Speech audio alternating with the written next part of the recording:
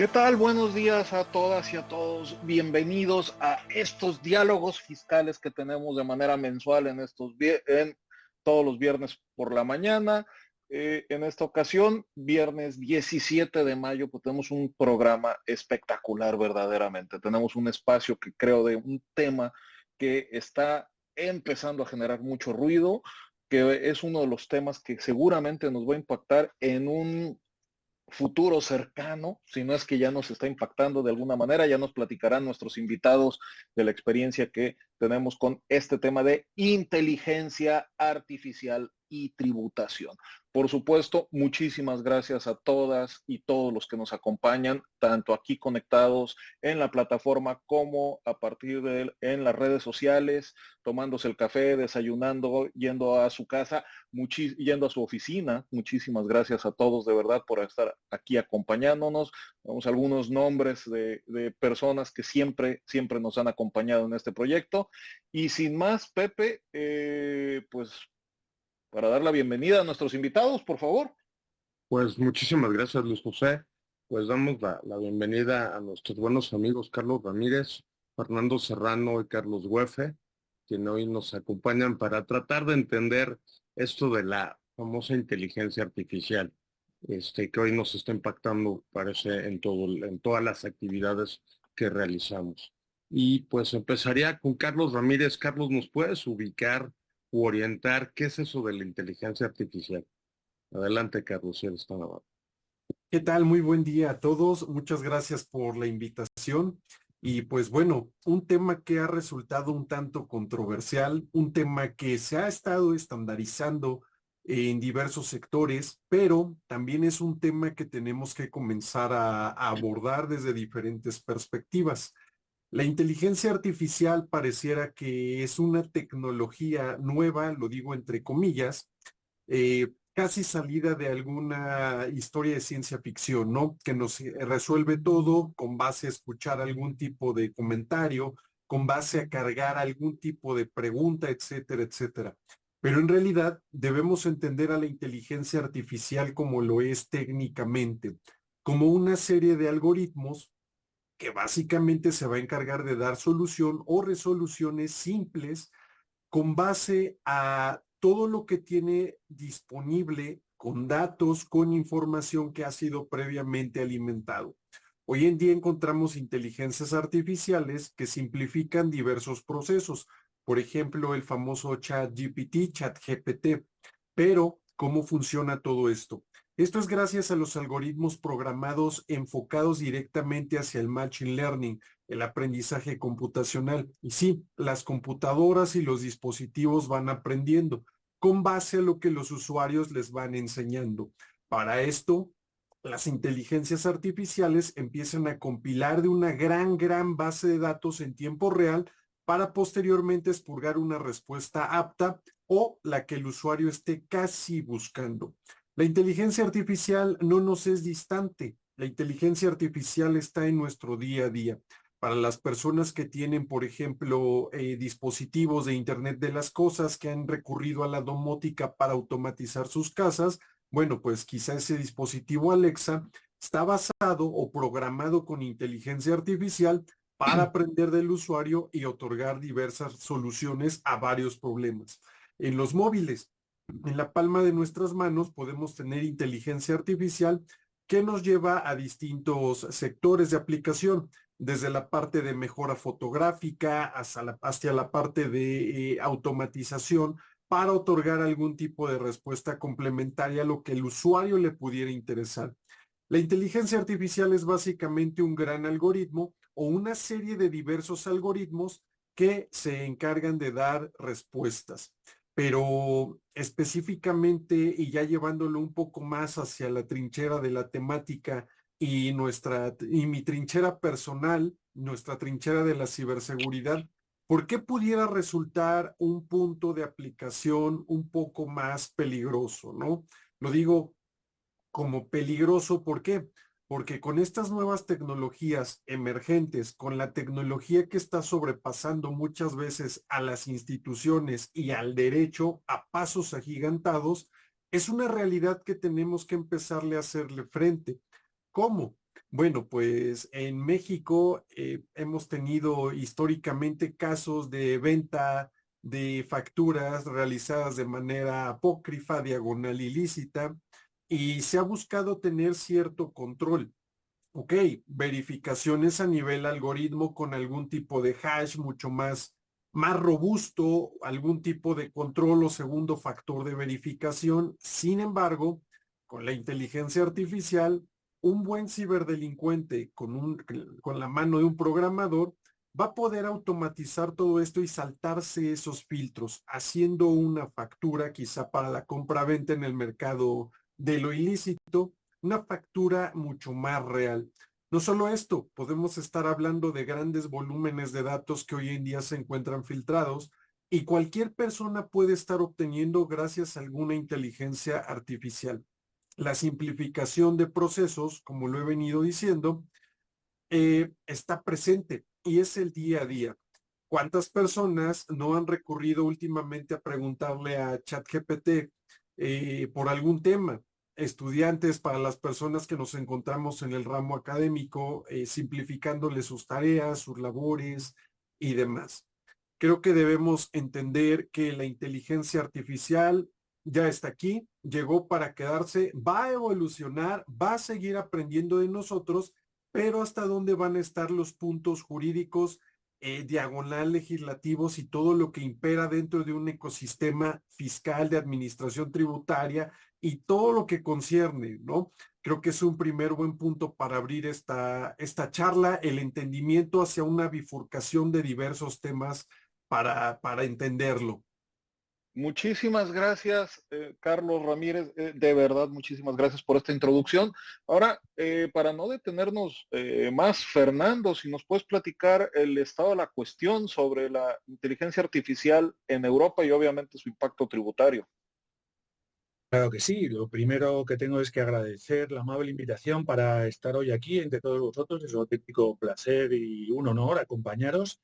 Si me permitís, por aquello de ordenar un poquito las ideas, voy a compartir mi pantalla para 7 minutos, que es el tiempo que tengo asignado, ni más ni menos, hacer un pequeño repaso de cómo está esta cuestión, no solamente en Europa o en España, sino en todo el mundo, ¿no?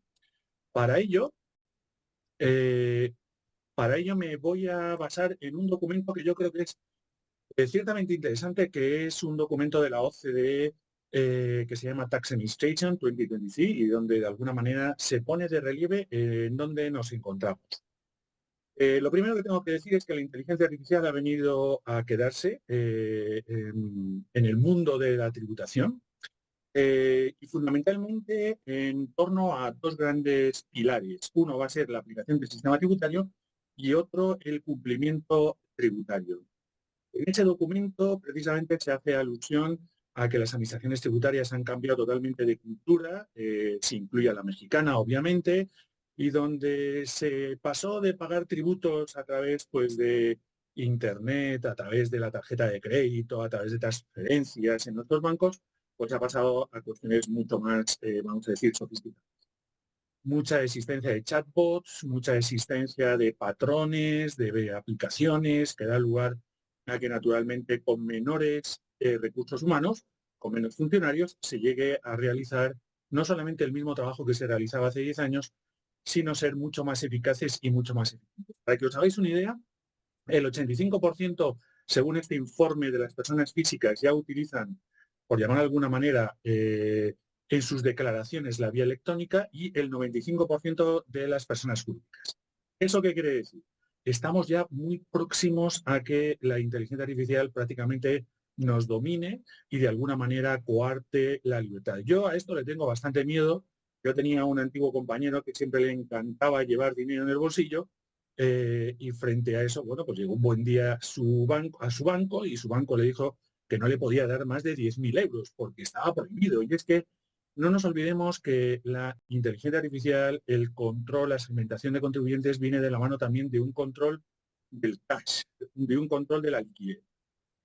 Volviendo un poquito más a esto de la inteligencia artificial, es evidente que la inteligencia artificial lo que permite es el uso de multicanales y es así como las aplicaciones, si se quiere, siguen creciendo enormemente y cada vez pues nos vamos encontrando con mayores posibilidades que nos va dando ya no solo la digitalización, sino la inteligencia artificial. En ese documento al que me refería anteriormente, a ese informe, es un informe del año 2023, pero que utiliza datos del 2021. Con lo cual, si estamos hablando de datos del 2021, ya se está diciendo que 58 jurisdicciones que se corresponden al 90% del PIB, en ese año, en el año 2021, estaban utilizando inteligencia artificial de distintas formas. En segundo lugar, y yo creo que esto es muy importante, esos datos habían sido aportados por las propias administraciones tributarias a través de una base de datos que se llama ISORA, junto con un conjunto o un inventario de iniciativas de tecnología fiscal que estaban utilizando y donde se incorporaban más de 100, en el año 2021, más de 100 prácticas innovadoras a través del uso de la inteligencia artificial. Junto con eso, los modelos operativos de las administraciones tributarias se han modificado enormemente. Poco tiene que ver la administración tributaria actual con la de hace 10 años, no me voy más para atrás, y tampoco va a tener nada que ver con la administración tributaria de tan solo 2 o 3 años. Estamos hablando de un documento que fue elaborado en el año con datos del año 2021. Y además, si junto con todo esto nos tenemos que referir a cuál es la filosofía que está en todo esto, la filosofía a la que vamos es o radica fundamentalmente en otros 2 documentos, también de la OCDE, que se llama Compliance by Design, y otro más moderno, que es del año 2014, y otro más moderno que se llama Seamless Taxation, que es del año 2021. Ahí la OCDE viene a establecer de alguna manera cuáles serían los mimbres de la nueva administración tributaria. Lo que viene más o menos a decir ese documento es que todo va a estar conectado. No solamente se trata de una tecnología que puede ser la inteligencia artificial.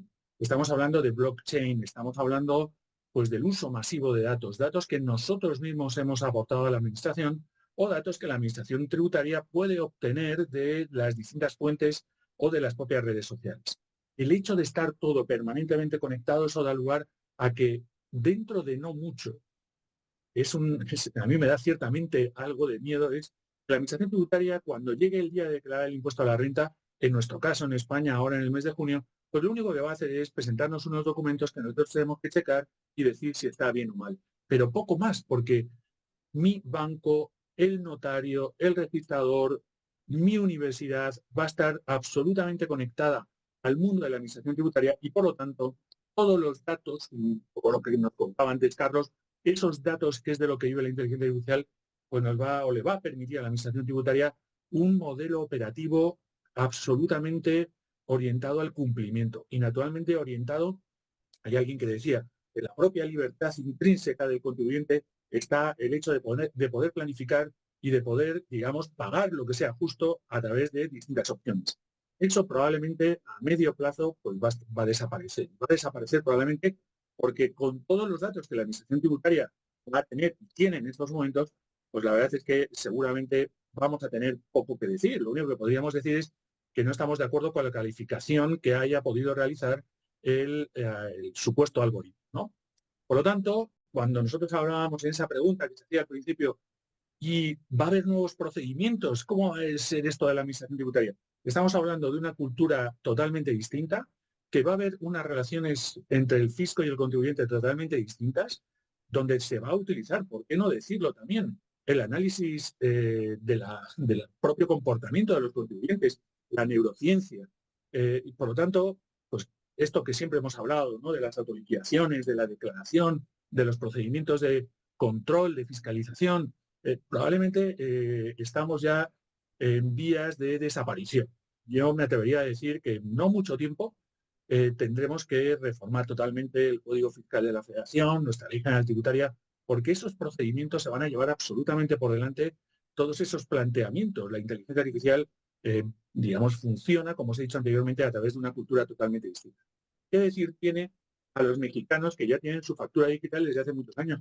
Eso es una manera de entrada de datos espectacular, que junto con el intercambio de información fiscal internacional hace que naturalmente todos los contribuyentes estén absolutamente controlados y por lo tanto la inteligencia artificial pues pueda realizar su trabajo con absoluta eficacia y eficiencia.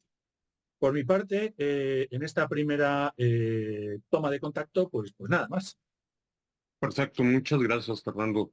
Bueno, a mí me llama la atención lo que comentas. Hay una captura de un gran volumen de información. Hoy en México aquí lo sufrimos, o sea, la autoridad se allega de información vía facturas, vía las propias declaraciones de los contribuyentes, e incluso tenemos un procedimiento electrónico que se llaman aquí facultades de gestión, entre comillas, que propiamente hablando no son facultades de comprobación, son como una especie, digamos, de alerta para decirte, oye, parece que estás irregular y te aviso para que te corrijas, pero el problema es que a veces la información que mandan con unas famosas cartas de invitaciones no es invitación cierta, perdón, no es información cierta, a veces no coincide. Me ha tocado atender algún caso donde te hacen una suma y te dicen, oye, tuviste tantos ingresos por factura y declaraste tanto de impuestos, tienes una diferencia. Sí, espérame, pero es que hay una serie de factores como es no sé, un crédito al salario que no estás considerando y que al descontarlo, pues obviamente la cifra cambia. Entonces, mi pregunta, Carlos Hueff, es, ¿qué riesgos encontramos con esta información que llega a la autoridad? Sí, pero solamente la capta, no la analiza. O sea, la inteligencia artificial hace procesos, pero como si alguien, las computadoras son las máquinas tontas, ¿no? Hacen procesos muy rápidos, pero no los analizan. Entonces, no sé. Adelante, Carlos, si eres tan amable. Buenos días a todos. Parafraseo lo que decía Fernando, es un placer, es un honor formar parte de los diálogos de Interjuris y de poder tertuliar con tantos y tan buenos amigos sobre temas que son definitivamente de la mayor actualidad. Gracias por la oportunidad. Respondiendo a tu pregunta, Pepe, yo creo que lo primero que puede decirse es lo que decía uno de los padres de la cibernética, Norbert von Wiener, y es que las máquinas las máquinas procesan, las máquinas no piensan, las máquinas no hacen la ponderación que hace el ser humano entre relación fines medios. Y en consecuencia, ellas, a menos que sean instruidas para ello, ellas no van a tener en cuenta todas las aristas de un determinado fenómeno.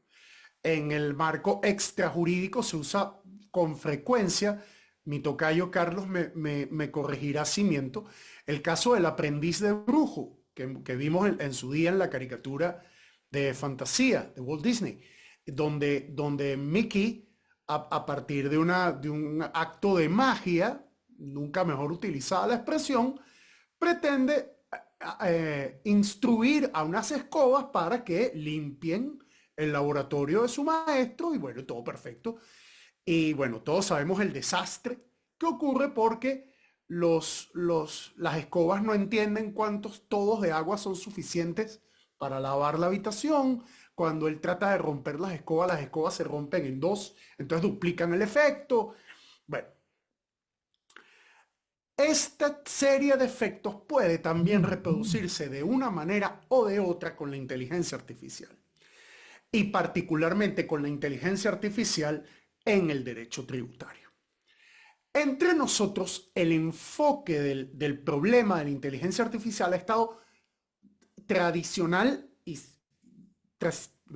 tradicionalmente centrado en los problemas de la relación fisco-contribuyente en el ámbito de la administración tributaria. Y con razón, como advertía Fernando, las potencialidades que abre en lo que se trata, en lo relativo a la captura de información y al tratamiento de información y en consecuencia la posibilidad de generar más resultados más rápido para las administraciones, pues evidentemente enciende una serie de señales de alerta.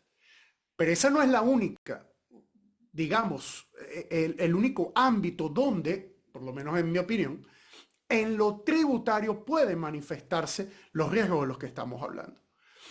En general, la inteligencia artificial parte de la captura de unas cantidades masivas de datos que son los que el algoritmo va a tratar. Entonces, bueno, ya ahí tenemos el primer problema. Bueno, primero, ¿qué tipo de datos es el que se va a capturar? ¿Hasta qué punto ese dato es relevante para fines tributarios?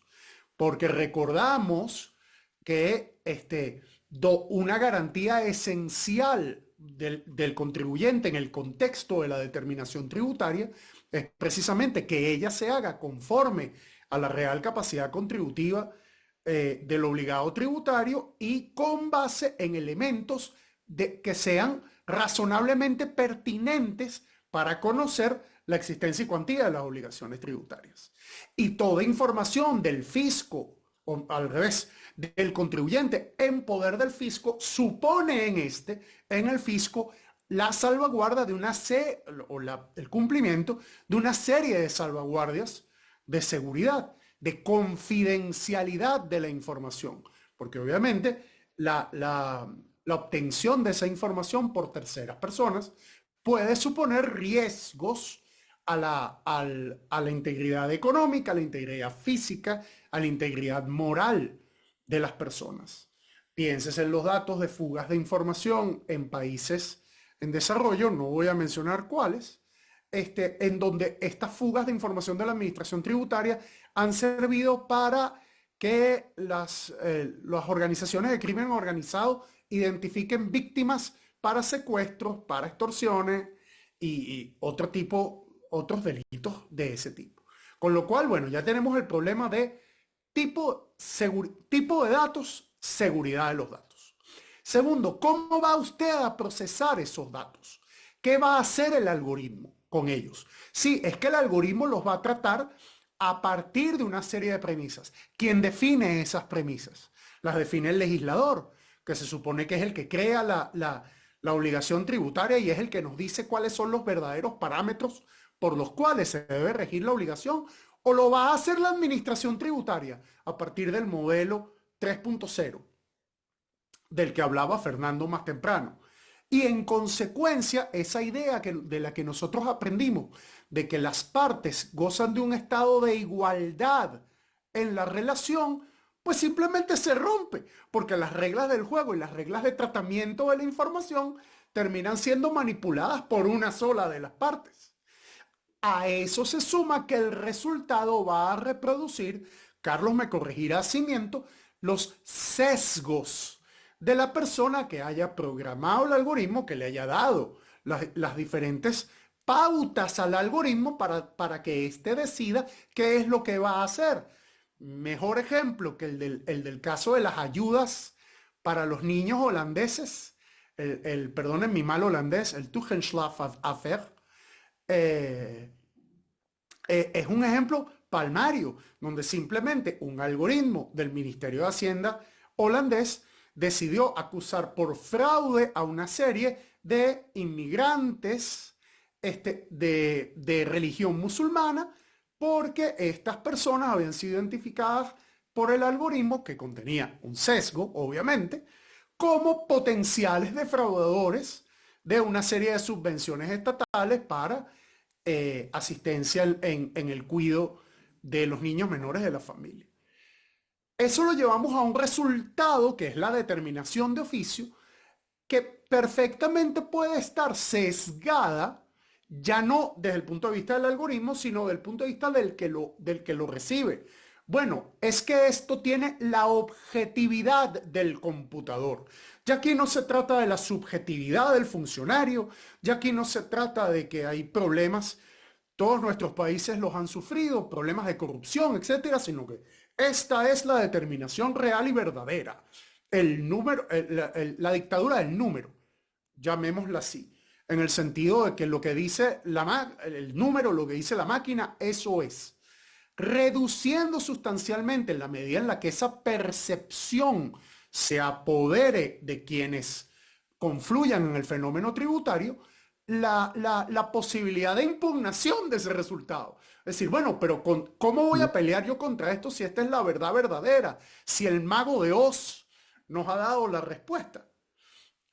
Lo cual a su vez además de la reducción de posibilidades de impugnación, la dificultad en el conocimiento de la motivación de la decisión, lleva finalmente al problema del juez. Bueno, dos problemas. Uno, ¿cómo se enfrenta el juez a un litigio planteado en esos términos de desigualdad. Y en segundo lugar, hasta qué punto el juez no puede sucumbir a la llamada falacia del acusador. Y entonces creer, bueno, si lo dijo el algoritmo de la administración tributaria que tiene con todo medido, todo controlado, todo etcétera, bueno, pues bien, que así sea. Eso es. Y finalmente, ¿hasta qué punto no será el mismo algoritmo u otro algoritmo quien asuma la función del juez y emita decisión?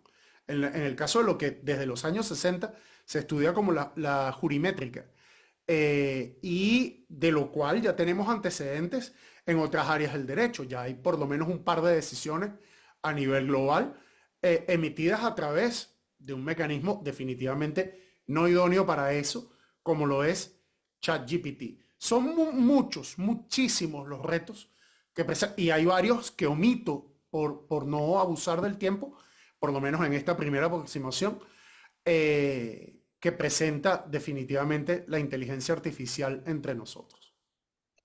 Muchísimas gracias, Carlos. De verdad que parece sacado de película de ciencia ficción, ¿no? Estas novelas distópicas, autores como Herbert, como Asimov, claramente denunciaban este tipo de peligros, ¿no? Me quedé pensando un poco en este tema de cómo han insistido de alguna manera los tres en la inteligencia artificial procesa información, pero se pone muy peligroso en el momento en que cruce a tomar decisiones, ¿no? Que se puede ver afectado ya sea por el programador o porque de repente se manda sola, ¿no? Ya hemos visto algunos casos de ChatGPT, por ejemplo, del 3.0 particularmente fue muy famoso, que empezó a mentir. Conforme le empezaron a preguntar, empezó a literalmente mentir. Entonces, ¿hasta qué punto algo así nos puede impactar en la materia tributaria? Y abro esto al debate, ¿hasta dónde vamos a poder confiar todos en el procesamiento de información de la inteligencia artificial y cómo nos va a impactar en la materia tributaria? Abro al debate a los tres. Ok, creo que me encantaría tomar esta primer parte. Entendamos que hay diversos tipos de inteligencias artificiales. A la par de los sistemas expertos decisionales, no solamente podemos englobarlas todas en una sola categoría. Podemos definirlas como sistemas de consulta, podemos tenerlos como sistemas para la toma de decisiones, etcétera, etcétera. Informáticamente estaríamos abriendo un campo ya histórico ahí abordado, pero tenemos que entender también que la inteligencia artificial es una tecnología que no debe ir sola, debe ir a la par, acompañada con otro tipo de tecnología, pero sobre todo el factor irreemplazable, el factor humano. A pesar de la automatización de todos los procesos, se necesita detrás ese filtro. Sí, tenemos una inteligencia artificial que nos ayudó a simplificar todo un proceso, perfecto. Tenemos tecnología de Big Data para poder expurgar todos esos datos que nos está arrojando o viceversa con los que la estamos alimentando. Y luego no nos vamos a quedar únicamente con lo que nos está arrojando, ¿no? En México y a manera de sátira hemos visto casos que han llegado hasta las noticias, hasta los medios, en donde abogados han presentado en procesos de litigio diversos soluciones presentadas por ChatGPT y al momento de que les dan lectura, caray, eso ni siquiera es aplicable, ¿no? Sin embargo, la inteligencia artificial lo tomó de una base de datos, diversos buscadores, contenidos indexados, y fue lo que plasmó.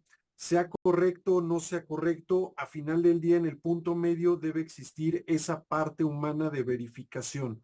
Sí, tecnología para la simplificación, pero detrás, ¿dónde queda el factor humano? Es ahí entonces donde pudiéramos hasta abrir otro debate sobre la sustitución del abogado por tecnología y volvemos al escenario utópico. El factor humano debe estar presente dentro de la inteligencia artificial a la par de otras tecnologías que le hagan un buen refuerzo. Esto pudiera aportar yo. Si me permites si me permiten la interrupción ahorita, me quedé pensando cómo desde los años 70, años 80, sobre todo en algún sector de la ingeniería electrónica y de los especialistas, han tratado de crear a los jueces vía computadora, ¿no? Y han hecho pruebas, hay algunos, el famoso juez cibernético que se hizo en la barra de Nueva York, si la memoria no me traiciona. Eh, Están algunos ejemplos del Laboratoire de Cyberjustice en Montreal que están trabajando bastante en el tema. Lo que me llama la atención es que la mayoría de estos casos han sido sobre todo dirigidos a solución de conflictos comerciales, ¿no? Pero el impacto a la materia tributaria como que no lo ven, no lo pasan de largo, no sé qué. Perdón, era simplemente hacer la observación complementaria a la aportación de Carlos Ramírez.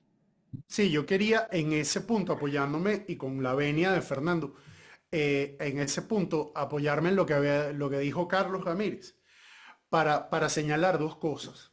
Una, en efecto, lo que señala Carlos Ramírez es lo que en el ámbito del derecho se ha conocido como la reserva de humanidad y que viene fundamentalmente de los tiempos de von Wiener.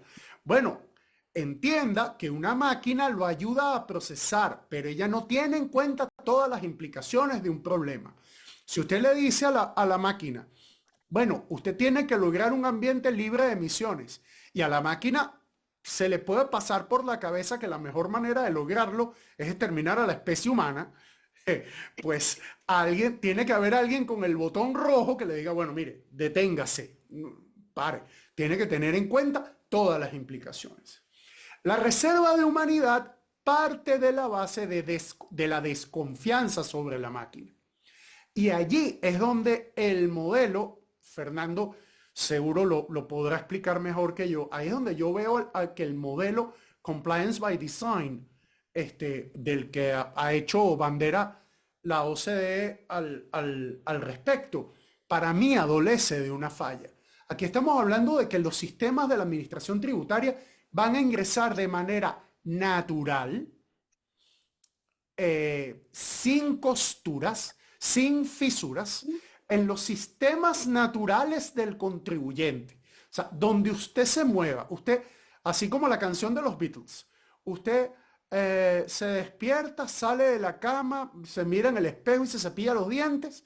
Bueno, la administración tributaria va a tener posibilidad de conocer todo eso con las potencialidades distópicas de una situación tal, en el sentido de lo que yo antes anotaba, en el sentido de calidad de los datos, pertinencia de los datos y el control que la posesión de datos de este tipo le da a quien los posee. Esto es las administraciones tributarias, que a la vez dependen de gobiernos y los gobiernos a su vez dependen o tienen como el centro de su actuar una serie de políticas, buenas, malas, regulares. Que esa ya es harina de otro costal, pero ciertamente es motivo es una de las razones para preocuparse. En el sentido de lo que decía Luis José, muy rápidamente, yo te puedo anotar, Luis José, que uno de los primeros esfuerzos de cibernética judicial fue precisamente uno que se dio a finales en el 74, en 1974 en la Universidad de Harvard. Un profesor se inventó un sistema llamado Taxman para diseñar esquemas de planificación fiscal respecto de reorganizaciones empresariales, utilizando el Código de Rentas Internas de los Estados Unidos, y a la vez para resolver y predecir la corrección material, llamémosla así, de esquemas de planificación fiscal sobre estos temas respecto de los criterios que podría asumir la Tax Court o la Suprema Corte de los Estados Unidos. El tema de automatizar los procesos tributarios y concretamente los procesos de decisión de casos tributarios son tan antiguos como la cibernética misma. Justo ahora obviamente estamos viendo un salto exponencial por la fiabilidad de los sistemas que se están utilizando para ello. Nada más. Fernando. Nada más y nada menos. La verdad es que se han dicho tantas cosas y también que es difícil ya encontrar algún nicho donde uno pueda avanzar algo más de lo dispuesto por Carlos al cuadrado, Carlos Ramírez y Carlos Güefe. Pero voy a hacer un intento porque si no, nuestros amigos moderadores nunca más me volverían a invitar. Es decir, hemos invitado aquí a un señor que es un convidado de piedra, ¿no? Ha dicho 4 cosas al principio y se ha caído. Bien. Yo voy a ser un poco más disruptivo de lo que han sido mis compañeros y es, pongámonos en la siguiente situación. Salimos de una crisis económica brutal donde se han jubilado un número, iba a decir infinito, pero muy importante de funcionarios del SAT o de la agencia tributaria. La crisis fiscal nos ha pegado durísimo. Estamos en mitad de la pandemia, no viene dinero, tenemos que ser eficientes, no hay manera de recaudar y alguien aparece con la feliz idea de, oye, ¿por qué no aplicamos esto de la inteligencia artificial que dice la OCDE y organismos internacionales, el CIAT, es decir, son todos foros de la administración, donde dice que si aplicamos la inteligencia artificial, nuestro producto se va a multiplicar por 20 y además no necesitamos contratar a personal. Podemos además automatizar un montón de procesos, vamos a ser absolutamente eficientes y no nos vamos a equivocar. Bueno, si nos equivocamos alguna vez, pues para eso están los recursos, ¿no? Entonces, claro, la situación es muy fácil para la administración tributaria. Es decir, si yo estuviese en una administración tributaria y a mí me vienen vendiéndome esta moto, ¿qué haría? Pues naturalmente la compraría con los ojos cerrados, que es la manera de salir del pozo. Claro, los problemas empiezan después, ¿no? Los problemas empiezan, hombre, yo lo estoy simplificando muchísimo, pero os podéis imaginar los problemas que hay para una administración tributaria que no ha estado trabajando en el dato durante años. ¿Qué puede suponer de la noche a la mañana decir, y ahora me invento los datos y tengo un montón de datos? Es absolutamente imposible. Esto funciona con una gasolina que se llama dato. No tienes gasolina, el coche no anda. Pues esto es lo mismo. Si la gasolina es mala, el coche se te gripa y se estropea. Que la gasolina no tiene aditivos, pues contaminas un montón. Es decir, son todos problemas. Es decir, esto es la calidad de los datos. Si tienes datos buenos, pues tendrás buenos resultados. Si tienes datos malos, esto será un desastre. Entonces, en ese momento de disrupción, las administraciones tienen dos posibilidades.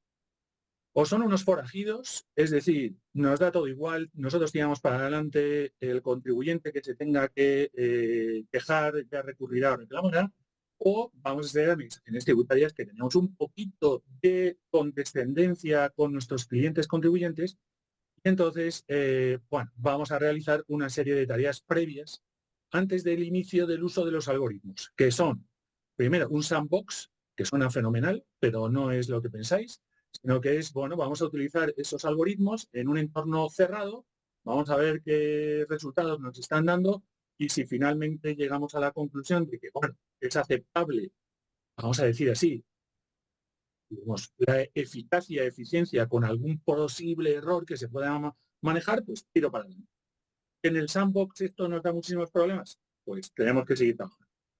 Primera opción. Segunda opción, auditorías. Es fundamental la auditoría de agencias independientes o de terceros. Entre las mejores prácticas de algunos de los países, como por ejemplo Canadá, que se han dedicado desde hace años a esto, pues lo que te hacen es una auditoría interna y externa de los resultados precisamente que se está llevando a cabo a través del algoritmo. Y la auditoría no solamente lleva al análisis del algoritmo, cómo ha sido programado, sino también llega hasta los datos. Es decir, ¿dónde se han obtenido esos datos? ¿Son fiables? ¿No son fiables? Antes Pepe nos hablaba de un asunto bueno, en el que tuvo que actuar, donde un contribuyente, pues, digamos, reclamaba el uso de datos que no eran correctos. Bueno, eso está a la orden del día. Pero es que hay muchos datos que son, digamos, asumidos por las administraciones en las redes sociales. Esos datos están sin contrastar. Por eso, una best practice, a su vez, consiste en que todos los contribuyentes, quizás sea un nuevo derecho en esos nuevos procedimientos y en ese nuevo Código Fiscal de la Federación futura, y es un derecho sería contrastar los datos que la Administración Tributaria tiene de cada uno de nosotros. ¿No? Junto con eso, yo todavía tendría más cosas que proponer. Es decir, no solamente me sirve la revelación del algoritmo, a mí me sirve también la explicabilidad del algoritmo. O sea, yo creo que son dos cosas distintas y son muy importantes. La explicabilidad es no que me pongan una fórmula matemática donde probablemente, seguro, yo no voy a entender nada. Pero a mí que me lo explique, ¿vale? Nosotros tenemos algunos casos a los que ahora mismo no, digamos, por el tiempo que tenemos no me voy a entretener, pero tenemos algunos casos en los que hay un uso de un algoritmo que da lugar a un resultado sin que nadie lo explique. Los sesgos vienen no solamente de los datos, sino también del algoritmo. Y además necesitamos esa explicabilidad. Y luego, yo creo que Carlos también lo ha dicho muy bien, ¿no? Es decir, la necesaria vigilancia día a día del algoritmo. Imaginemos, yo tengo un algoritmo que funciona estupendamente bien. Y llega el mes de marzo del año 2020.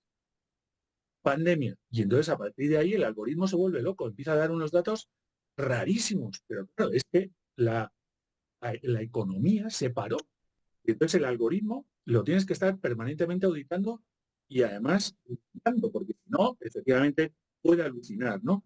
Las alucinaciones están a la orden del día, pero no es por el uso de drogas ni parecidos, sino es la alucinación propia de, pues eso, de una programación que probablemente pues, se ha ido un poquito de, digamos, de su entorno, ¿no? Y después, termino ya con esto para no alargarme, algo que comentaba también Luis hace un momentito, ¿no? Es decir, el uso de la inteligencia artificial a la hora de la resolución de conflictos fiscales, ¿no? Existen ya. Hay un caso muy conocido en Brasil, precisamente, del uso de ChatGPT, donde, bueno, pues alucinó. Entonces, bueno, pues esto llegó ni más ni menos que hasta el Tribunal Supremo, donde además se separó de las funciones judiciales a un juez porque uno de sus asistentes había utilizado ChatGPT y se había inventado, cosa de poco, alguna jurisprudencia naturalmente que venía a favor de lo que estaba naturalmente relatando. Pero luego también hay que decir que hay algunas iniciativas muy interesantes y que, digamos, a tenor de los resultados podemos decir que están funcionando pues muy bien. Es el famoso programa Prometea de Argentina y también me atrevería aquí a sacar, aunque sea de un ente privado, Jurimetría, que creo que es de Walter Kluber, donde lo que te permite es identificar una cierta predicción de cómo se va a resolver un determinado caso a la vista de la resolución de casos con antelación. Yo creo que estas son dos propuestas que nos puede de alguna manera ilustrar por dónde viene esto de la inteligencia artificial. Y con esto ya termino. Importantísimo. Cualquiera de nosotros puede tener su inteligencia artificial, no la de su cabecita, sino el famoso GPT absolutamente entrenado con un volumen de información que tú puedes haberle cargado. Yo creo que Carlos también se refería a esto. Y entonces, bueno, pues yo me dedico a cargarle toda la jurisprudencia del Tribunal o de la Suprema Corte, del Constitucional, etcétera, etcétera, y tendría, no lo sé, si un sistema infalible a la hora de redactar alegaciones o de responder a los casos. Pero es verdad que esto nos abre para los juristas un mundo infinito y muy disruptivo, la verdad. Es que de hecho, perdón por la mínima precisión, justo lo que está diciendo Fernando es algo que, visto desde la otra perspectiva, ha alimentado y también puede alimentar, debe alimentar el debate sobre los usos de la inteligencia artificial.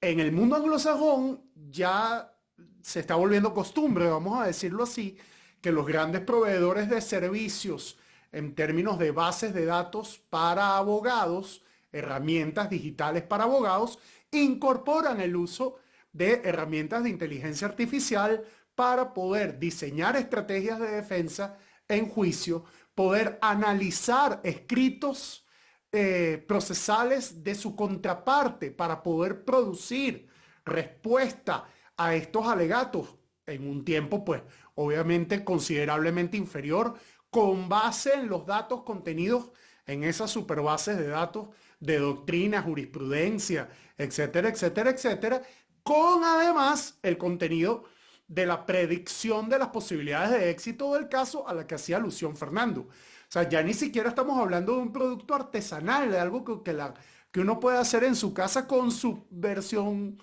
digamos, modesta de ChatGPT. Eso es un producto comercial que ya está saliendo a la calle y que ya mira, se está Carlos, usando. perdón que te interrumpa, pero incluso hasta un ChatGPT, ya la versión, digamos, premium, ya te permite procesar mucha información, ya cada vez, ahora sí que de este lado del continente también cada vez vemos más cómo notarios públicos, como abogados utilizan ChatGPT, insisto, en sus versiones ya premium para procesar la información, por ejemplo, de una resolución judicial, de una resolución de la autoridad administrativa, etcétera. Ahora, claro, y creo que los tres lo han resaltado, es un tema de que no puedes olvidar el factor humano, no lo puedes evitar, y obviamente la responsabilidad profesional, que claramente es el tema que ahorita Fernando también estaba tocando. Una cosa es auxiliarte de la inteligencia artificial, auxiliarte de este software, que en sentido simplista no es muy distinto de auxiliarte del procesador de textos contra la máquina de escribir, sobresimplificando, ¿no? Pero ya lo que me platicaba algún profesionista por ahí me dice, no sabes la cantidad de horas de trabajo que me ahorro. Dice, pero yo sigo siendo el responsable del trabajo al final del día. Entonces, digo, abonando a tu comentario, perdón, yo aquí metiendo mi cuchara. No, a ver, yo creo que ahí vienen algunas preguntas del público, por ejemplo, es cómo encontrar el equilibrio de los derechos de los contribuyentes y lograr que esa supervisión humana, que es muy importante porque al final del día es el responsable, intervenga para poder corregir los errores que la información te pueda dar, ¿no? O hay otra pregunta en el sentido de si la autoridad tiene la posibilidad de auditar a las plataformas que cuentan con gestión a través de algoritmos, le hace Amazon, por ejemplo. Y finalmente, ¿qué pasa con la privacidad de los datos de las personas? No, son tres preguntas que están ahí, que las lanzo a los tres. Y bueno, por otro lado, lo que decía Fernando, no hay que olvidar que el funcionario está en su cabeza pensando siempre en la recaudación, ¿no? Entonces, saber cómo recaudo más. Y hoy es parte del problema que tenemos con estas cartas de invitación, en donde pues no checan muchos de los datos que tiene, y el punto más grave es que no te puedes pelear contra la dichosa carta de invitación porque no es resolución definitiva. O sea, no goza del principio de definitividad para poderlo impugnar. Entonces te quedas como en el limbo, pero adelante, no sé. Ok, aperturo. Vaya, caso de México, justo este año se empezó a integrar el uso de inteligencia artificial para fines tributarios desde el SAT. Sin embargo, entendamos que esta inteligencia artificial es básicamente para recopilación de datos, más no para un análisis. A pesar de que sí se involucra tecnología de Big Data, todavía es falible. Aquí es donde necesitamos operadores mucho mejor preparados, pero nos encontramos ante una primer disyuntiva en donde el factor humano suele ser el más falible en el mundo tecnológico. Así como la tecnología puede iniciar desde el humano, el usuario, y cíclicamente termina en el usuario, podemos encontrar durante todo este proceso diversas fallas o brechas. Vaya, la parte desde corruptibilidad hasta la parte de brechas, filtraciones y todo lo que apareja, incluso a nivel ciberseguridad, se puede volver en un total tema que puede repercutir directamente el buen uso tecnológico.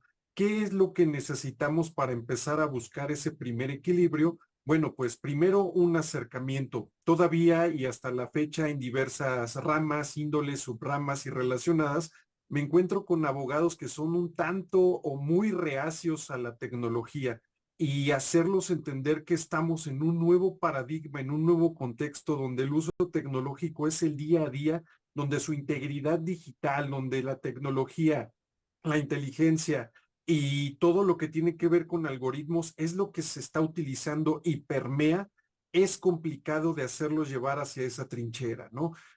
Podríamos empezar ahí desde un punto de concientización y sensibilización jurídica digital que es necesario. ¿Y cómo se comienza? Pues a veces hasta a través de este tipo de charlas, que son el parteaguas para despertar esa curiosidad, ¿no? Segundo punto, ¿tiene el SAT, por ejemplo, capacidades para auditar a las empresas de Big Tech o de grandes volúmenes de tecnología, tecnologías disruptivas, grandes servicios o plataformas? Primero entendamos qué tipo de capacidades. Ya no solamente estamos hablando en una jerga jurídica, pudiéramos estar hablando de capacidades informáticas o tecnológicas. Si nos vamos hacia esa trinchera, la respuesta simple sería no. No tienen las capacidades para hacerle frente a grandes algoritmos, pues se estarían metiendo incluso en otro tipo de temas derivados, como el análisis de un código fuente. Sin embargo, sí tienen las capacidades jurídicas para la par de recaudación fiscal, de cuánto tienen que pagar, etcétera, acorde a cada uno de los marcos normativos legislativos de cada país. No podemos hacer un contraste, por ejemplo, lo que tienen de aquel lado del charco en la Unión Europea con un reglamento general de protección de datos, que es un modelo mucho más proteccionista hacia el usuario. Sin embargo, si lo vemos de este lado del charco y hacia el norte, por ejemplo, en Estados Unidos, podemos ver un modelo de protección de datos, pero más enfocado a la protección de las empresas, dejando al usuario un tanto más desprotegido.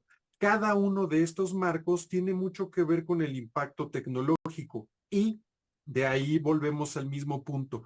¿Qué capacidades son las que debemos empezar a enfocar? Si son capacidades jurídicas o capacidades tecnológicas.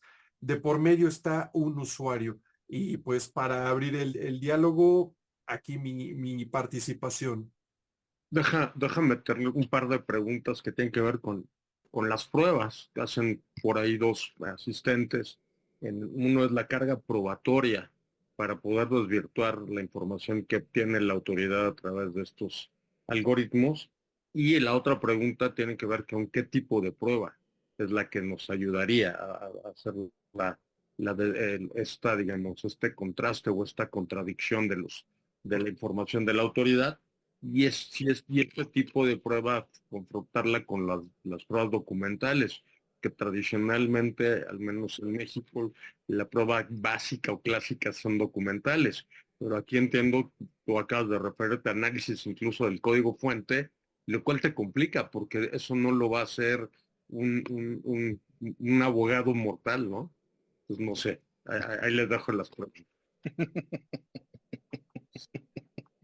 No, perdón que meta mi cuchara otra vez, pero simplemente para abonar el comentario de Pepe, no solo un abogado mortal, digo, los que somos analfabetos tecnológicos, como es mi caso, ya de por sí nos cuesta trabajo. Pero lo costoso que se haría, asumo yo, digo, sabemos que las pruebas periciales no son baratas en términos generales, pero pensemos en el contribuyente promedio en una realidad como la mexicana, es decir, de ingresos bajos, con altos niveles de fiscalización, con altos niveles de recaudación hormiga, si ustedes quieren, que a lo mejor son 2,000, 3,000, 4,000 pesos, no sé, para poner 100, $200, etcétera, etcétera, etcétera. Realmente hay costo-beneficio, por ejemplo, ahí entramos ya al otro problema. ¿Me conviene defenderme a pesar de que yo sé que está mal cuando me enfrento a problemas de que estoy lidiando con datos? Nada más para abonar al comentario. Bien, con permiso de Carlos, me alegra que me haga esa pregunta. Es decir, creo que hay un error de enfoque en todo esto. Vamos a ver. Estaba ahora mismo consultando precisamente el documento de la OCDE que se llama Tax Administration 2023 para saber si México había participado, cosa que efectivamente ha participado, y en segundo lugar, si México había confirmado el uso de Learning Machine y inteligencia artificial en el ejercicio de sus potestades de carácter administrativo. La respuesta es sí. Entonces, ¿qué es lo que quiere decir esto? Lo que quiere decir esto es que, a su vez, vamos a diferenciar dos cuestiones. Una primera cuestión que tiene que ser o que tiene que ver con resultados y otra cuestión que tiene que ver con algo que Carlos decía anteriormente, que es apoyo a la gestión. Bien, esto ha cambiado enormemente la política de comunicación de las administraciones tributarias. Las administraciones tributarias hasta hace relativamente poco sacaban pecho diciendo que estaban utilizando este tipo de tecnología en el ámbito de la aplicación de los procedimientos tributarios. En estos momentos es justo lo contrario. Ninguna administración tributaria admite el uso de la inteligencia artificial. en una pequeña charla de café con algún representante de la administración tributaria, lo que te vienen a decir es el miedo que eso produce, es decir, a la administración tributaria, el miedo que le produce la posibilidad de que entren a discutir sobre algoritmos, sobre el uso de la inteligencia artificial por parte de jueces y tribunales. Probablemente lo primero que te van a decir es que seguramente no saben, no van a entender lo que hacen. Entonces, la política comunicativa en estos momentos es negar el uso de la inteligencia artificial. Ahora bien, eso no quiere decir que sí que se esté utilizando. ¿En qué se está utilizando? Ahora lo que te vienen a decir es uso inteligente de datos, uso estratégico de datos, uso de patrones. Hombre, yo lo que no quiero ver ahí es una tabla Excel que todos hemos hecho para ver resultados. Es mucho más complicado. Nosotros, si analizamos los planes de control tributario que la inspección tributaria en España, por ejemplo, ha llevado a cabo en los últimos años, en todos ellos te dicen que el uso de la inteligencia artificial es fundamental para la lucha contra la evasión y el fraude fiscal. Y además, si uno observa las estadísticas en cuanto al volumen de lucha de evasión fiscal que se ha producido, es un incremento de 15.000 millones de euros prácticamente de manera anual. Por lo cual esto es un arma muy eficiente para evitar precisamente que un juez o un tribunal pueda decir, oiga, mire, es que usted se está pasando. ¿Qué ocurre? Pues lo que están utilizando estas técnicas es sobre todo para apoyo a la decisión. Es decir, hay un trabajo previo por parte de la inteligencia artificial, por parte de las máquinas, vamos a decir, si no tenemos una definición exacta en qué consiste la inteligencia artificial, lo que van a hacer es un trabajo previo. ¿Cuál es el trabajo previo? La detección de aquello que se sale fuera de lo normal, la detección de aquello que se sale fuera de la mediana. Que eso las máquinas lo hacen muy bien y a un tiempo infinitamente menor que cualquier ser humano. Por lo tanto, vamos a diferenciar apoyo a la gestión con resultados. En estos momentos, aunque los resultados se están produciendo y se producen en muchas ocasiones, como José bien ha explicado a través de esas cartas de invitación, esos son datos, vamos a decirlo así, o son unas tareas que producen muchísimos efectos. El efecto es fundamentalmente que el miedo es libre. ¿Por qué el miedo es libre? Porque si yo recibo una carta de esa invitación y soy un pequeño contribuyente, pues seguramente que lo que voy a hacer es, caramba, me han pillado, voy a pagar, no me defiendo. Es decir, no puedo defenderme contra los elementos y me han detectado y tal, y para que no vayan a más, pago y listo. Pero bueno, yo lo que quiero decir es que, a su vez, digamos que tenemos o debemos defender, uno, por lo menos los mismos derechos que tienen los contribuyentes en el ámbito de una aplicación de la administración tributaria de carácter real. Al menos.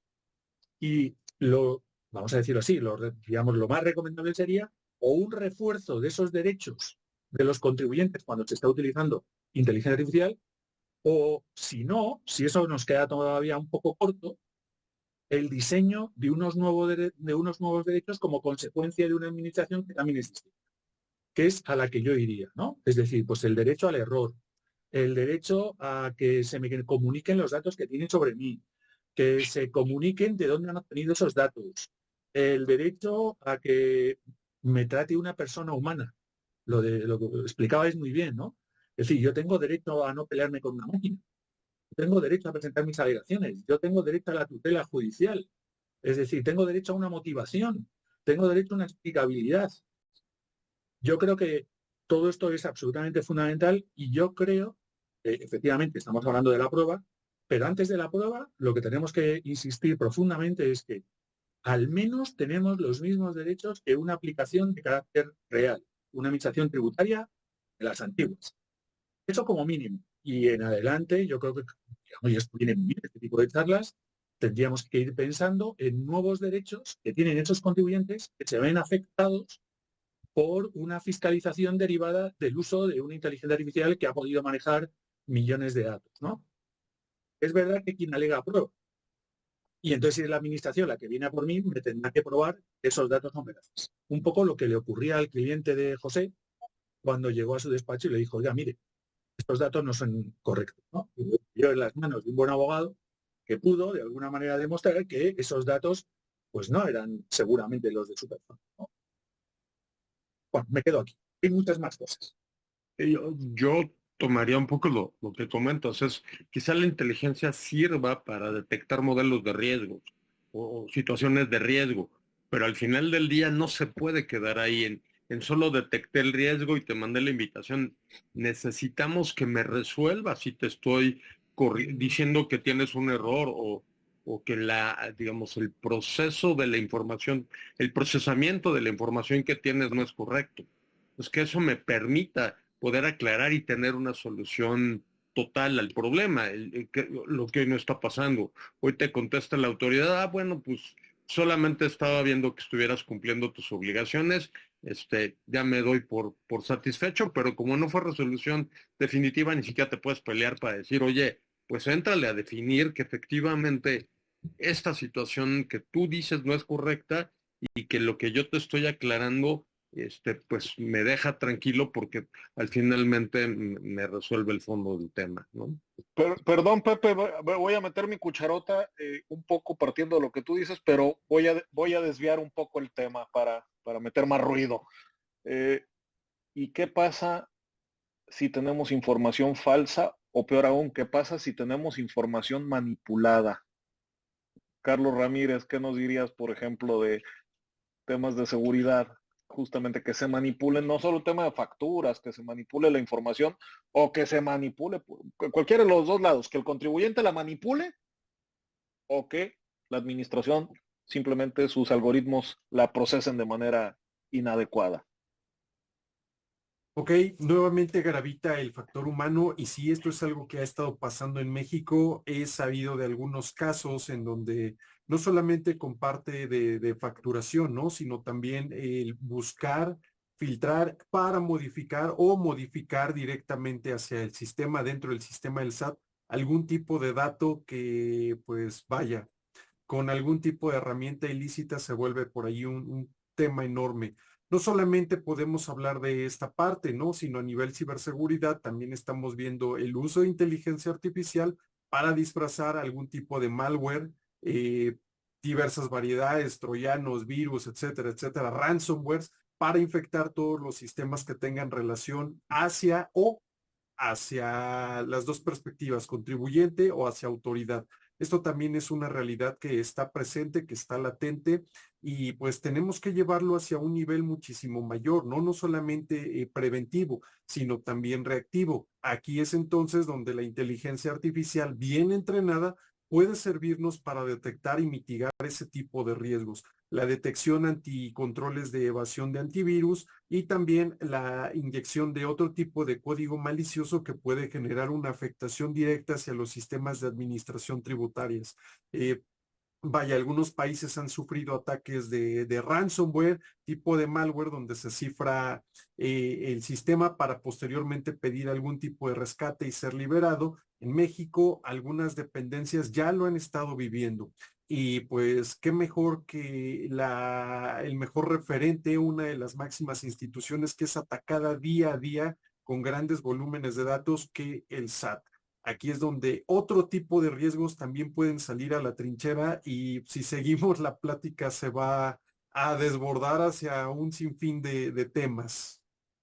Yo quería hacer simplemente un par de apuntes. Eh, bueno, por una parte, se ha dicho que, lo cual es cierto, la inteligencia artificial puede y es útil en el manejo de identificación de riesgo. Riesgo básicamente de incumplimiento, riesgo de fraude, etcétera, etcétera. Hay dos notas que hacer allí. La primera es que el uso de inteligencia artificial supone per se, en el campo que sea en el que se la utilice, la traslación de todos los riesgos de los que estamos hablando.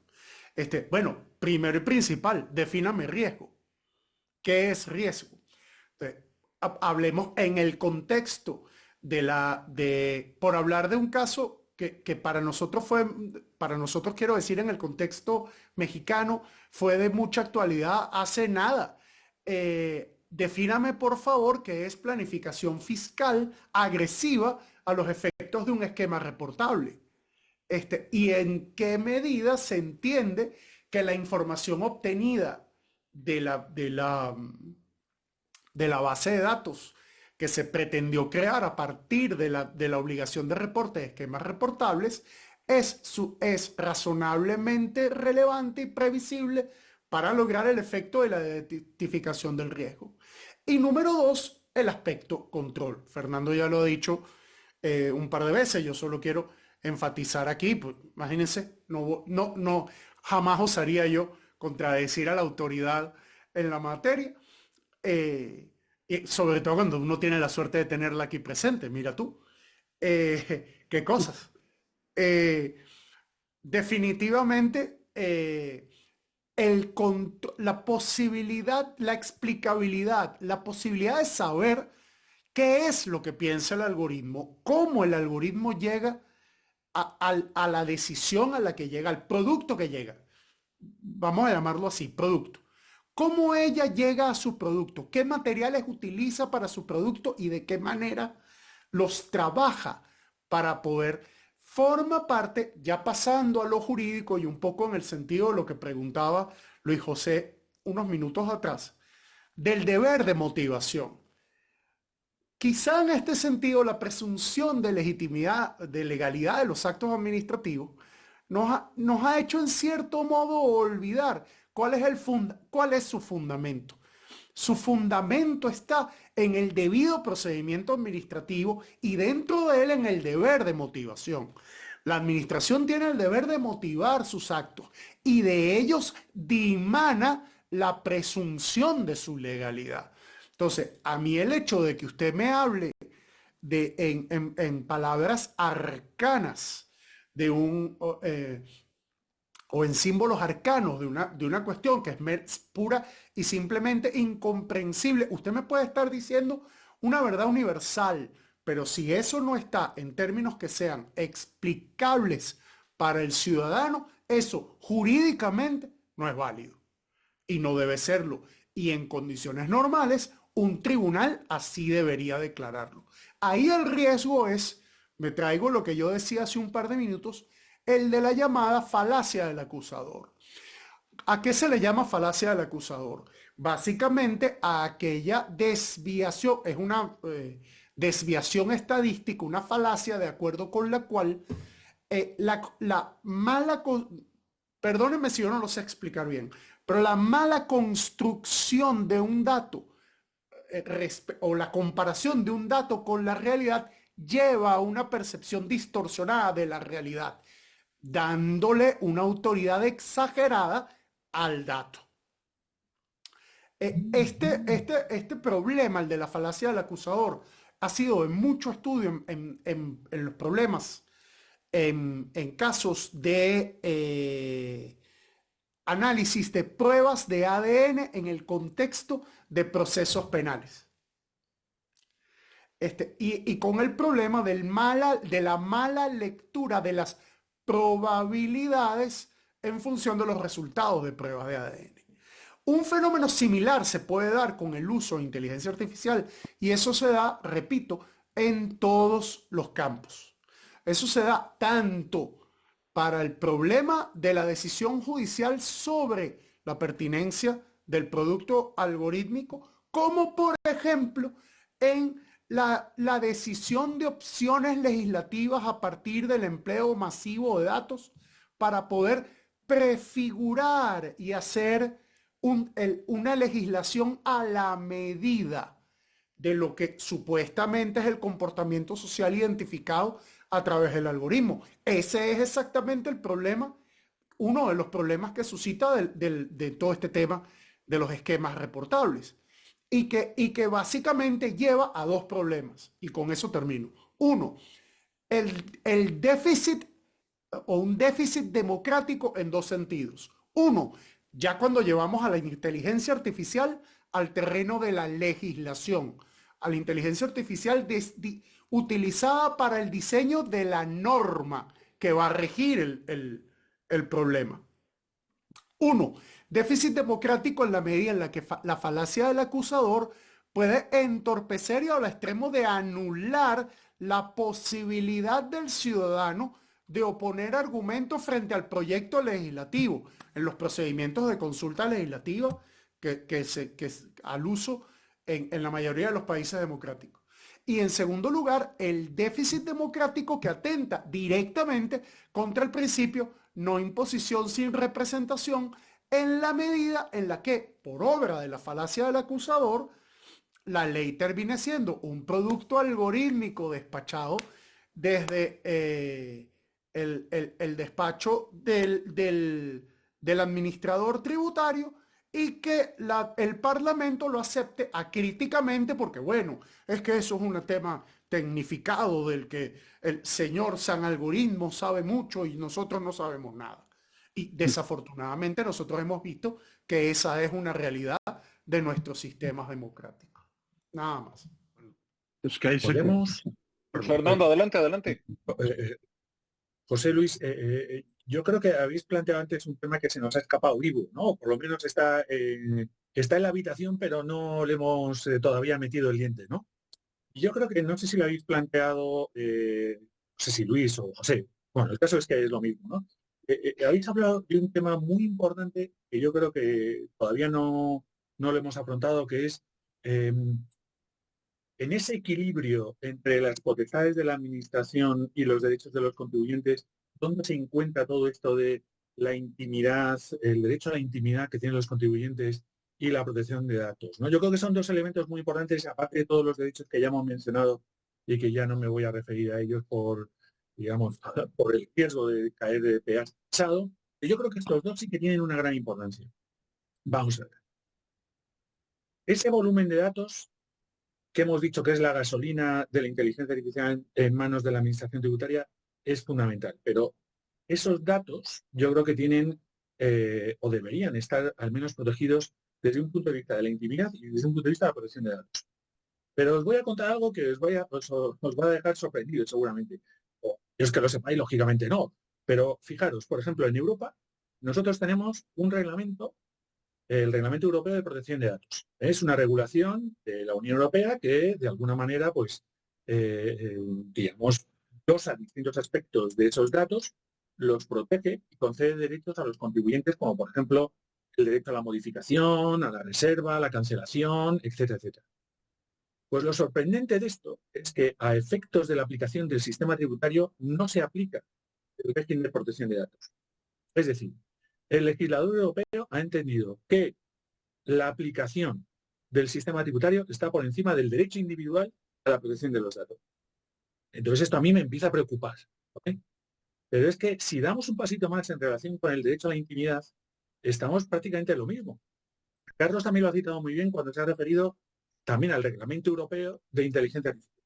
Bueno, pues en el Reglamento Europeo de Protección, el Reglamento Europeo de Inteligencia Artificial, cuando tiene que ver con la aplicación del sistema tributario, lo que te dice es, no, no entramos. No hay riesgo de merma en los derechos fundamentales. No hay riesgo de violación de los derechos humanos. Porque, claro, es la aplicación del sistema tributario. Entonces, esto, claro, es crear una reserva índice, con todos los respetos. Es decir, hemos preparado una reserva para la administración tributaria. De tal manera que de antemano decimos, no va a incumplir la normativa de protección de datos, es decir, ni el SAT ni la Agencia Tributaria Española aplica el Reglamento Europeo de Protección de Datos. Naturalmente el SAT no, porque es mexicano, ¿no? Está fuera de la Unión Europea, pero entendamos la circunstancia, ¿no? Es decir, la protección de datos no se le va a aplicar a la Administración Tributaria. Es decir, cualquiera de los ciudadanos mexicanos que están escuchándonos en estos momentos no puede ir al SAT y decirle, oiga, mire, que cancelo mis datos que usted tiene sobre mí. Ni aunque estén prescritos los datos, el SAT va a eliminarlos. Es decir, no tengo posibilidades de aplicar el derecho a protección de datos. Con lo cual esto ya es un elemento que yo creo que nos debería hacer pensar.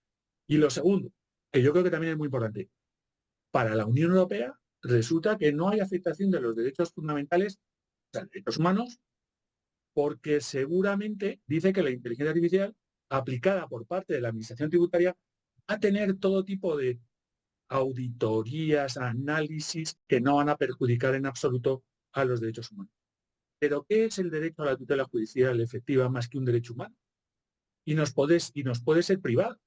¿Por qué? Pues porque no conocemos, no sabemos la motivación, no sabemos cómo se ha llegado ahí, no sabemos la aplicabilidad.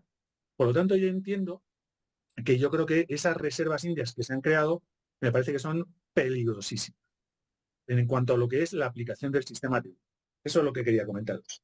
Muchísimas gracias, Fernando. De verdad está súper complicado el tema, como los tres lo comentaron, apenas estamos, aunque el debate lleva varios años o tiene varios años en el tema, apenas estamos empezando realmente a sacar hilo y a sacar hebra respecto de los retos que tenemos y después me parece que este último comentario tuyo, Fernando, nos queda como un balde de agua fría respecto de la materia en cuanto a hasta dónde el derecho al olvido, el derecho a reserva de datos, el derecho a la intimidad, son temas que no se han resuelto.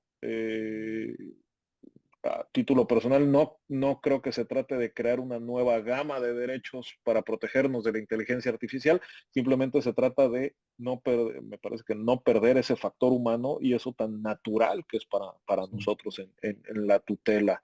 Pero Luis, pero es que te voy a echar otro balde de agua fría. Oh. Es que sí que, fíjate lo que te voy a contar.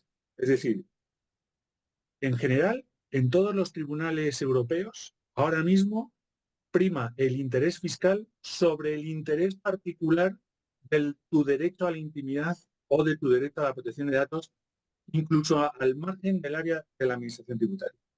Es decir, lo que te va a decir un tribunal constitucional seguramente es, mire, el derecho a la intimidad le afecta a una persona. El derecho a la recaudación le afecta a todos, a la solidaridad de todos los ciudadanos y contribuyentes que tienen que sostener el gasto público. Por lo tanto, dice, ¿qué vale más? ¿Los 100 millones de mexicanos o a uno al que se le ha violentado el derecho a la intimidad? En esas estamos, Luis. En esas estamos. Sí. Yo voy a abundar en lo que acaba de decir Fernando. Voy a ponerle un poco de hielo a ese balde.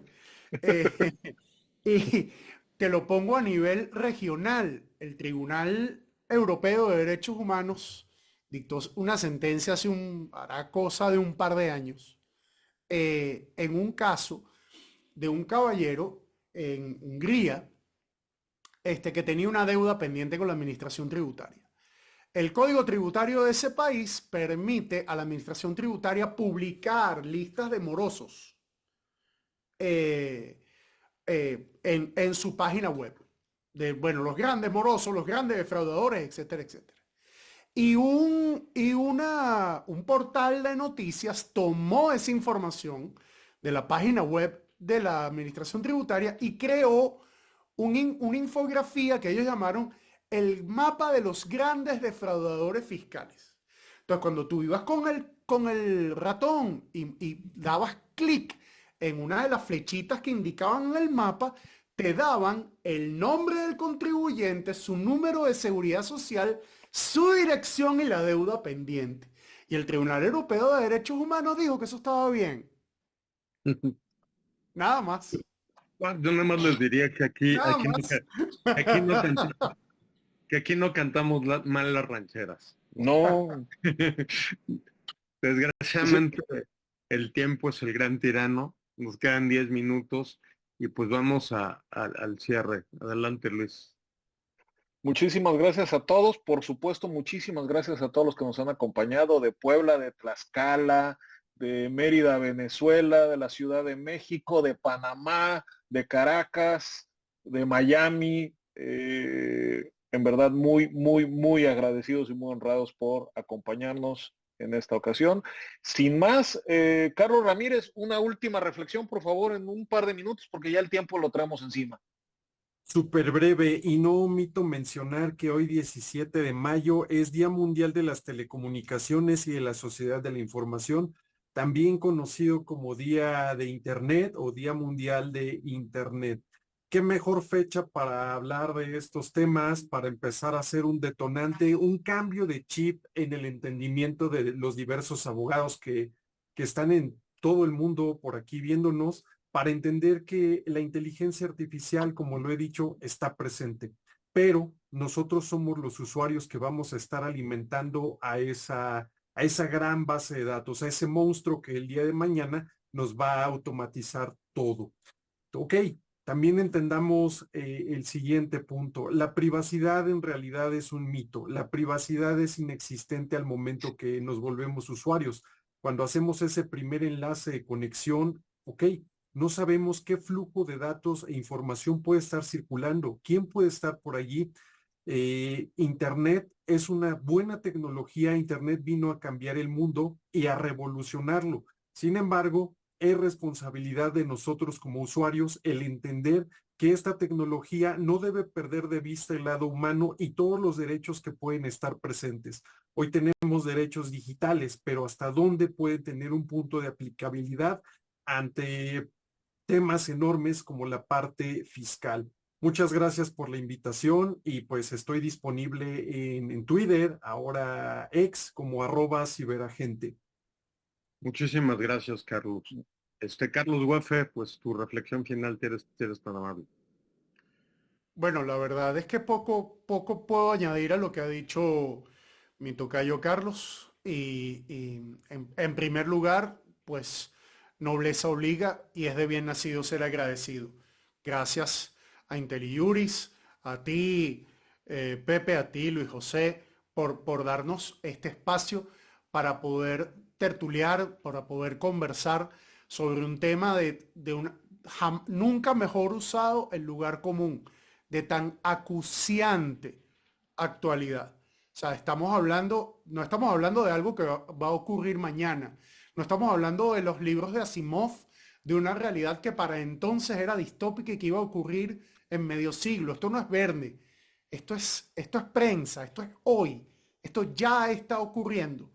Y es importante que en defensa de nuestros derechos, nosotros estemos conscientes de cierto cuáles son las potencialidades de la inteligencia artificial.